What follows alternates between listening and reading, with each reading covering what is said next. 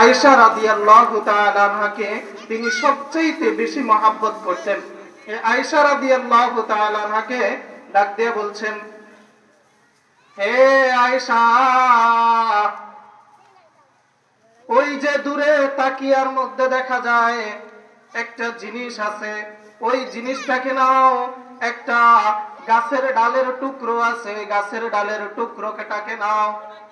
আয়েশা রাদিয়াল্লাহু তাআলা আনহা গাছের ডালের টুকরোটা নিয়েছেন, দেখছেন ওটা মেসওয়াক। আয়েশা রাদিয়াল্লাহু তাআলা আনহাকে আল্লাহর নবী বলছেন যে, হে আয়েশা, ওই মেসওয়াকটা আমার কাছে দাও। আয়েশা মেসওয়াকটা যখন আল্লাহর নবীর কাছে দিয়েছেন, মেসওয়াকটা একটু শক্ত ছিল। ওই আল্লাহর নবী তখন ডাক দিয়ে বলছেন, আয়েশা, মেসওয়াকটাকে একটু তোমার গালের মধ্যে দিয়ে একটু চিবিয়ে দাও, মেসওয়াকটা শক্ত, একটু নরম করে দাও। আয়েশা রাদিয়াল্লাহু তাআলা আনহা মেসওয়াকটাকে একটু নরম করে দিলেন। আল্লাহর নবী মেসওয়াক করেছিলেন। আল্লাহর নবী আয়েশাকে ডাক দিয়ে বলেন, আয়েশা, আমার কলিজার টুকরা ফাতেমাকে একটু খবর দাও। আমার কলিজার টুকরা ফাতেমাকে আমার দেখতে মনে চায়। আমার কলিজার টুকরা ফাতেমাকে দেখার জন্য আমার বুকটা ফেটে যায়। তাকে একটু খবর দাও, খবর দিয়ে তাকে নিয়ে আসো। যখন খবর দিয়ে আয়েশা রাদিয়াল্লাহু তাআলা আনহা খবর পাঠাইছেন, পাঠানোর পরে ফাতেমা রাদিয়াল্লাহু তাআলা আনহা এসেছিলেন। ফাতেমা রাদিয়াল্লাহু তাআলা আনহা আসিয়া আল্লাহর নবীর দিকে তাকিয়ে দেখতেছেন, আল্লাহ নবী আজকে কয়েকদিন পর্যন্ত অসুস্থ, এখন তিনাকে একটা চাদর গায়ে দেওয়ানো হলো। এই চাদরটার ভিতরে আল্লাহ নবীর হাতটাকে যখন ঢুকে দেয়, আল্লাহ নবী হাতটাকে আবার বের করে দেয়, আবার হাত চাদরের ভিতরে ঢুকে দেওয়া হয়, আবার আল্লাহ নবী হাতটা বের করে দেন, আবার আল্লাহ নবীর গায়ে থেকে ঘামগুলা বের হয়। আয়েশা রাদিয়াল্লাহু তাআলা আনহা এবং ফাতেমা রাদিয়াল্লাহু তাআলা আনহা সেইগুলো এইভাবে মুছিয়ে নেন। যখন মুছিয়ে নেন, আর ফাতেমা রাদিয়াল্লাহু তাআলা আনহা এসেছিলেন, আসার পরে আল্লাহ নবী ডাক দিয়ে বলেন, ইয়া ফাতিমা, হে ফাতেমা, দরজাটা খুলে দাও, একজন লোক আসতেছে, ওই লোকটাকে আসতে দাও। ফাতেমা রাদিয়াল্লাহু তাআলা আনহা দরজা খোলার জন্য গেলেন। দরজা খুলিয়া তিনি দেখলেন দরজার সামনে কেউ নেই, কারণ এই দরজার সামনে যিনি এসে দাঁড়িয়েছেন ওই ব্যক্তিটা হচ্ছে আজরাইল আলাইহিস সালাম। এই আজরাইল আলাইহিস সালামকে দেখার জন্য আজরাইল আলাইহিস সালাম সবার সামনে ওপেন হন না, সবাই আজরাইল আলাইহিস সালামকে দেখেন না। একমাত্র আপনার আমার নবী, তিনি আগে আল্লাহ তাআলা দেখার জন্য সেই চক্ষুটা দান করেছেন, এই জন্য তিনি দেখেছেন। ফাতেমা রাদিয়াল্লাহু তাআলা আনহা চলে এসেছেন, আসিয়া বলছেন, হে আব্বাজান, দরজাটা খুলেছি কিন্তু দরজার মধ্যে কাউকে দেখি না। আল্লাহ তাআলার নবী আকাশের দিকে তাকিয়ে বলছেন, হে আল্লাহ, আপনি আমার মেয়ে ফাতেমার সামনে আজরাইল আলাইহিস সালামকে ওপেন করে দেন। ফাতেমার সামনে আমার ফাতেমার সামনে আজরাইল আলাইহিস সালামকে তিনি যেন দেখেন, এই সুযোগটা করে দেন। যদি এই সুযোগটা না করেন, আমার ফাতেমা যদি না দেখে, তাহলে আমি মিথ্যাবাদী সাব্যস্ত হব। আর দুনিয়াতে তো আমাকে মিথ্যাবাদী করে দুনিয়াতে পাঠান নাই, আমি তো সত্যবাদীদের সত্য ছিলাম। এই আজরাইল আলাইহিস সালামকে ফাতেমার সামনে ওপেন করে দেন। ফাতেমার সামনে ওপেন করে দেওয়া হলো। ফাতেমা দেখলেন সাদা দাড়ি, সাদা জুব্বা, সাদা চুল, সাদা ব্রু, এরকম সাদা পোশাক পরিহিত একজন লোক, অপরিচিত লোক আসিয়া দাঁড়িয়েছিল। ফাতেমা রাদিয়াল্লাহু তাআলা আনহা ঘরের মধ্যে ঢোকার অনুমতি না দিয়ে যাইয়া বলছেন, আব্বাজান, এমন একজন লোক এসেছিল, যেই লোকটাকে আমি জীবনে কোনোদিন মক্কা নগরীতে দেখি নাই, যেই লোকটাকে জীবনে কোনোদিন মদিনাতে দেখি নাই, যেই লোকটা আমাদের আত্মীয় স্বজন না, এমন একজন লোককে দেখতেছি। এই লোকটাকে তার পরিচয় না দিলে আমি ঢুকাবো না। আল্লাহর নবী ডাক দিয়ে বলেন, হে ফাতেমা, দুনিয়ার কোন রাজা বাদশার কাছে যাইতে, দুনিয়ার কোন শক্তিধর নমরুদ ছিল, নমরুদের কাছে যাইতে ও অনুমতি চায় নাই। দুনিয়ার শক্তিধর ফেরাউন ছিল, ফেরাউনের কাছে যাইতে অনুমতি চায় নাই। দুনিয়ার যত বড় শক্তিধর ছিল, দুনিয়াতে যত আলেম ছিল, দুনিয়াতে যত নবী ছিল, কোন নবীর কাছে যাইয়া অনুমতি চায় নাই। একমাত্র আমি নবী, কেবলমাত্র আমি নবীর সম্মানার্থে আসিয়া অনুমতি চাইছে। তাকে অনুমতি দিয়ে দাও, তাকে আসার জন্য বলে দাও। সঙ্গে সঙ্গে ফাতেমা ডাক দিয়া বলেন, বাবা, আমার আর বুঝার বাকি নাই, আমার আর বুঝার বাকি নাই। আজকে কয়েকদিন পর্যন্ত আপনি অসুস্থ, কয়েকদিন পর্যন্ত আপনি অসুস্থ। এই লোক এসেছিল আজরাইল আলাইহিস সালাম, এই লোক আপনার জান কবজ করার জন্য এসেছিল। আমি তাকে অনুমতি দেব না, আপনার বিরহের বেদনা আমি সহ্য করতে পারবো না। আজরাইল আলাইহিস সালামকে এরপরে আল্লাহ নবী বলছেন, ফাতেমা, তাকে অনুমতি দাও, তাকে নিয়ে আসো। তিনি আসলেন, আসিয়া আল্লাহ নবীকে সালাম জানালেন, আসসালামু আলাইকা ইয়া আইয়ুহান নবী, হে নবী, আপনাকে সালাম। সালাম দেওয়ার পরে ওই আজরাইল আলাইহিস সালাম আল্লাহর নবীকে বললেন, নবী গো, আপনি তো হচ্ছেন হাবিবুল্লাহ, আপনাকে না বানালে আসমান বানাইতো না, আপনাকে না বানাইলে জমিন বানাইতো না, আপনাকে না বানাইলে ইহ জগৎ পর জগৎ কোন জগতই বানাইতো না। আজকে আল্লাহ তাআলা অনুমতি আপনার কাছ থেকে অনুমতি চাইছিলেন, আপনি কি মৃত্যুর জন্য প্রস্তুত কিনা? আল্লাহর নবী ডাক দিয়ে বলেন, হে আজরাইল, আজকে যদি অনুমতি না দেই, একদিন না একদিন কি আমাকে মৃত্যুবরণ করতে হবে কিনা? আজরাইল আলাইহিস সালাম বলছেন, আপনার আগে আদম আলাইহিস সালাম ছিলেন, তিনি মৃত্যুবরণ করেছেন। আপনার আগে নূহ আলাইহিস সালাম ছিলেন, তিনি মৃত্যুবরণ করেছিলেন, আপনিও মৃত্যুবরণ করতে হবে। আজরাইল আলাইহিস সালামকে আল্লাহর নবী বলছেন, আজরাইল আলাইহিস সালাম আল্লাহর নবীকে বলছেন, আপনি মৃত্যুবরণ করতে হবে। তখন আল্লাহর নবী আজরাইল আলাইহিস সালামকে বলছেন, কয়েকদিন পরে, কয়েক বছর পরেও যদি মৃত্যুবরণ করতেই হয়, আল্লাহ তাআলা এখন পাঠিয়েছেন, আমি সম্পূর্ণভাবে প্রস্তুত, তুমি আমার রূহটাকে কবজ করে নিয়ে যাও। সুবহানাল্লাহ। এই আজরাইল আলাইহিস সালাম যখন আল্লাহ নবীর রূহটা কবজ করার জন্য আল্লাহ নবীর যখন সিনার উপরে হাত রাখছেন, আল্লাহ নবী বলেন, মনে হয় সাতবক জমিনকে এইভাবে আজরাইল আলাইহিস সালাম আমার এই সিনার উপরে রাখছেন। এত মৃত্যুর যন্ত্রণা আমার কাছে এরকম মনে হয়, না জানি আমার উম্মতের কি অবস্থা হবে। তাহলে এই মৃত্যুর যন্ত্রণা বা মৃত্যুটা সত্য। এরপরে আসেন, এই মৃত্যু সত্য, মৃত্যুর পরে আমাদেরকে আল্লাহ তাআলা সর্বপ্রথম কোথায় গাঁটিটা রাখছেন? সেই গাঁটিটা হচ্ছে কবর।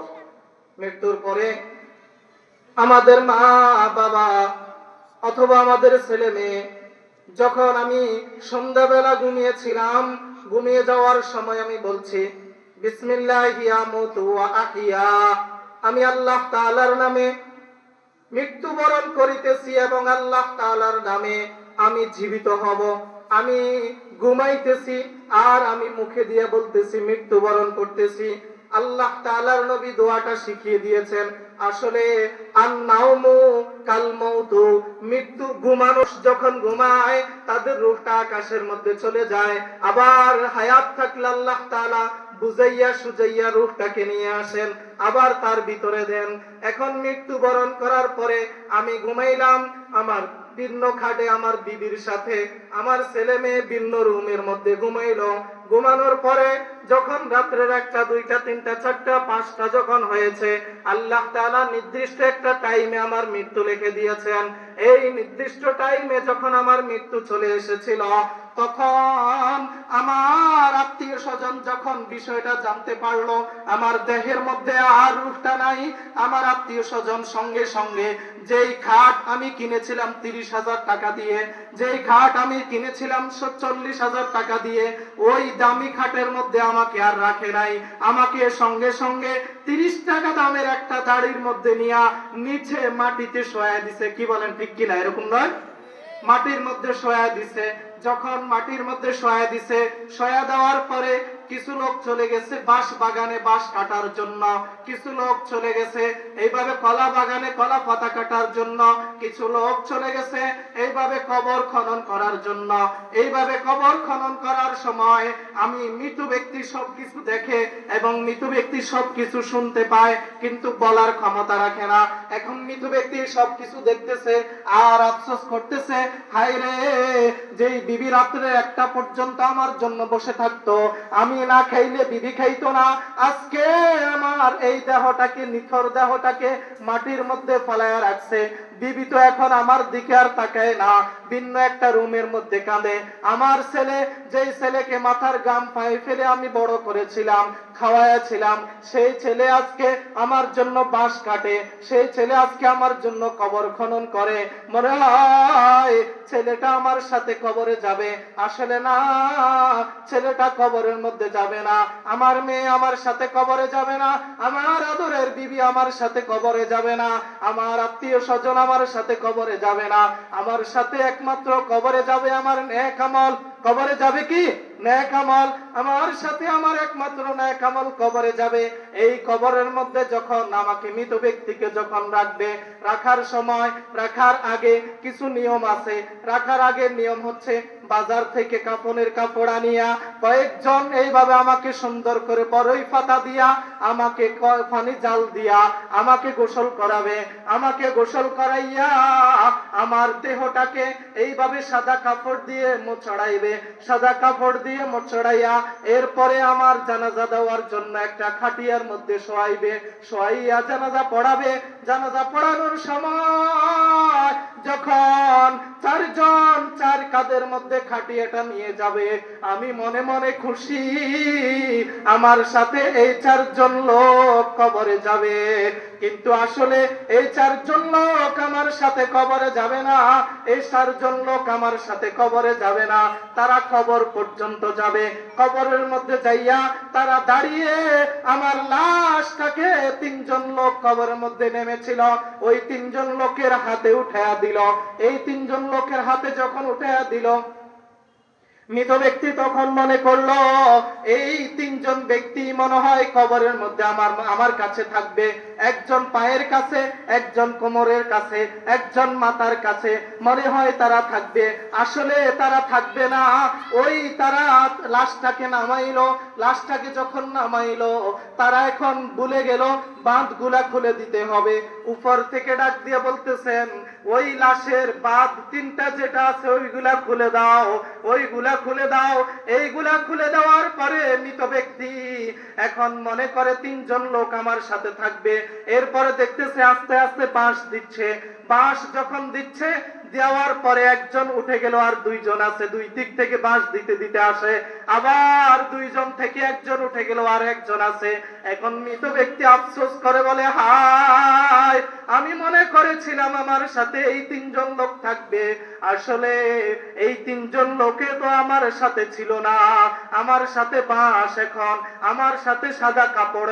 এখন যেই সাদা কাপড়ের কোনো পকেট নাই, ওই ফেরেশতা যখন আসিয়া আমাকে প্রশ্ন করবে, তাদেরকে পকেট থেকে টাকা বের করে ঘুষ দিব, সেটারও কোনো সুযোগ নাই। এরপরে মৃত ব্যক্তিকে যখন পরিপূর্ণ মাটি দেওয়া হলো, আত্মীয় স্বজন যখন 40, মতান্তরে 45 কদম যখন চলে আসলো, চলে আসার পরে মুনকার নাকির 2 জন ফেরেশতা আসবেন। 2 জন ফেরেশতা আসিয়া মৃত ব্যক্তিকে এইভাবে সুন্দর করে উঠাবেন, উঠাইয়া মৃত ব্যক্তিকে বলবেন, তিনটা প্রশ্ন করবেন, যেই তিনটা প্রশ্ন আল্লাহ তাআলা দুনিয়াতে সমস্ত মানুষকে এভাবে হল করে দিয়েছেন। এই প্রশ্ন কবরে করা হবে। এই প্রশ্নের উত্তর দিলে কবর জগৎটাই তোমার জন্য শান্তির জগৎ হবে। আল কবরু রাউযাতুম মির রিয়াজিল জান্নাহ আও হুফরাতুম মিন হুফারিন নার। কবরটা হবে জান্নাতের একটা টুকরা, নচেত কবরটা হবে জাহান্নামের একটা গর্ত। এই কবরটা জান্নাতের একটা টুকরা ওই ব্যক্তির জন্য হবে যে দুনিয়াতে নামাজ পড়েছিল, যে দুনিয়াতে হক ভাবে চলেছিল, যে দুনিয়াতে ইমামকে ইমাম মেনেছিল, যে দুনিয়াতে ইমামের সাথে চলেছিল। ওই ব্যক্তিটাই কবর জগতের মধ্যে এইভাবে মুনকার নাকিরের প্রশ্নের জবাব দিবে। মুনকার নাকিরের প্রশ্ন কি হবে? মুনকার নাকিরের প্রশ্ন হবে, মার রব্বুকা, তোমার রব কে? আমান দীনুকা, তোমার দিন কি? আমান হাযার রাজুলু, এই ব্যক্তিটাকে। তোমার রব কে? সঙ্গে সঙ্গে যদি নেককার হয় তখন ওই ব্যক্তি ডাক দিয়া বলবেন, রাদিতু বিল্লাহি রাব্বান ওয়া বিল ইসলাম দীনা ওয়া বি মুহাম্মাদিন সাল্লাল্লাহু আলাইহি ওয়াসাল্লাম। আমার রব হচ্ছেন আল্লাহ, আমার দিন হচ্ছে ইসলাম, আর এই ব্যক্তিটা হচ্ছে হযরত মুহাম্মদুর রাসূলুল্লাহ সাল্লাল্লাহু আলাইহি ওয়াসাল্লাম। আর যদি ওই ব্যক্তি বদকার হয় তাহলে সঙ্গে সঙ্গে সে বলবে, হা হা লাদ্রি, হা হা লাদ্রি, হায় আফসোস, হায় নির্বোধ, আমি তো জানি না আমার রব কে, আমি তো জানি না আমার দিন কি, আমি তো জানি না আমার দিন কি, আমি তো জানি না এই ব্যক্তিকে, এই ব্যক্তিকে তো আমি চিনি না, এই ব্যক্তিকে তো আমি চিনি না। তখন এই কথা বলার সাথে সাথে যখন নেককার লোকেরা যখন প্রশ্নগুলোর উত্তর দিবে তখন সঙ্গে সঙ্গে জান্নাতের বিছানায় বিছিয়ে দেওয়া হবে, জান্নাতের পোশাকানি পরিধান করানো হবে। দলিল কি? আফরিশু বিল জান্নাহ ওয়া আলবিসু বিল জান্নাহ ওয়াফতাহু লাহু বাবান ইলাল জান্নাহ। জান্নাতের বিছানায় বিছায়া দাও, জান্নাতের পোশাকানি পরিধান করায়া দাও, জান্নাত থেকে একটা সুগন্ধির দরজা খুলে দাও। আমার বান্দা জান্নাতের সুগন্ধি ঘ্রাণ টানে, আমার বান্দা জান্নাতের ঘ্রাণ টানে, আর তাকে বালাখানা দিয়ে দাও, তাকে ওই কবরের জগৎটা আলোকিত করে দাও। সুবহানাল্লাহ।